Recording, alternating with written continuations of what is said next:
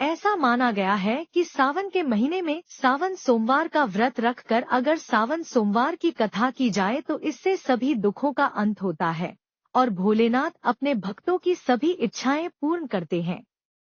तो आप भी सावन के हर सोमवार अपने मन में भोलेनाथ का नाम लेकर इस पावन कथा को जरूर करें। भगवान शिव की कृपा आप पर हमेशा बनी रहेगी। एक बार एक साहूकार भगवान भोलेनाथ का बहुत बड़ा भक्त था। उसके पास बहुत पैसा था लेकिन उसकी कोई संतान नहीं थी। वो हर रोज भोलेनाथ की पूजा अर्चना करता और शिव जी के समक्ष रोज दीपक भी जलाता। साहूकार की केवल यही इच्छा थी कि उसके घर संतान हो। साहूकार की भक्ति देखकर मां पार्वती ने भोलेनाथ को कहा, आपका ये भक्त दुखी है, आपको इसकी इच्छा पूरी करनी चाहिए। भोलेनाथ ने मां पार्वती को बताया, इसके पास पुत्र नहीं है और यही इसका दुख है। मां पार्वती के कहने पर भोलेनाथ ने मां पार्वती को बताया कि साहूकार के भाग्य में पुत्र योग नहीं है।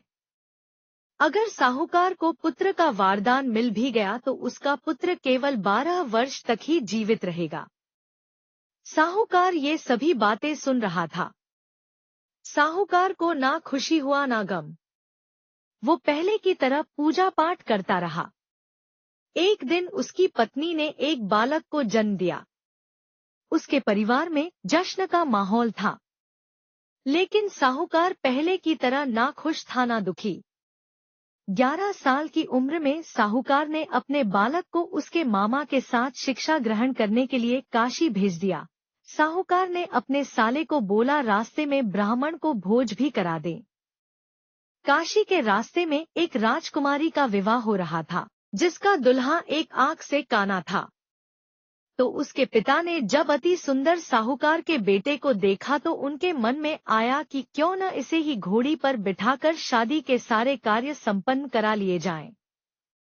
जब विवाह संपन्न हो गया तो जाने से पहले साहूकार के बेटे ने राजकुमारी की चुंदरी के पल्ले पर लिखा कि तेरा विवाह तो मेरे साथ हुआ, लेकिन जिस राजकुमार के साथ भेजेंगे वह तो एक आंख का काना है।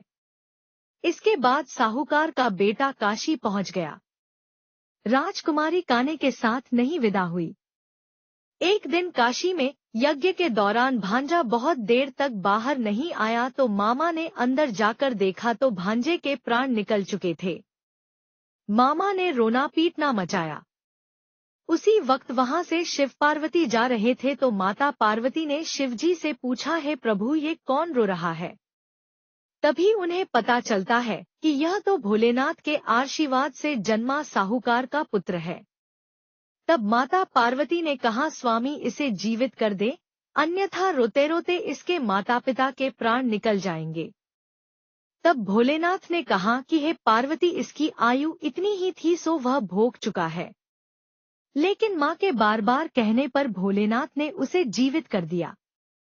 लड़का ओम नमः शिवाय करते हुए जी उठा और मामा भांजे दोनों ने ईश्वर को धन्यवाद दिया और अपनी नगरी की ओर लौटे। रास्ते में वही नगर पड़ा और राजकुमारी ने उन्हें पहचान लिया। तब राजा ने राजकुमारी को साहूकार के बेटे के साथ बहुत सारे धन धान्य के साथ विदा किया। इसके बाद वो अपने गांव पहुंचे जहां साहूकार अपने बेटे और बहू को देखकर बहुत खुश हुआ। उसी रात साहूकार को स्वप्न ने शिवजी ने दर्शन दिया और कहा कि तुम्हारे पूजन से मैं प्रसन्न हुआ।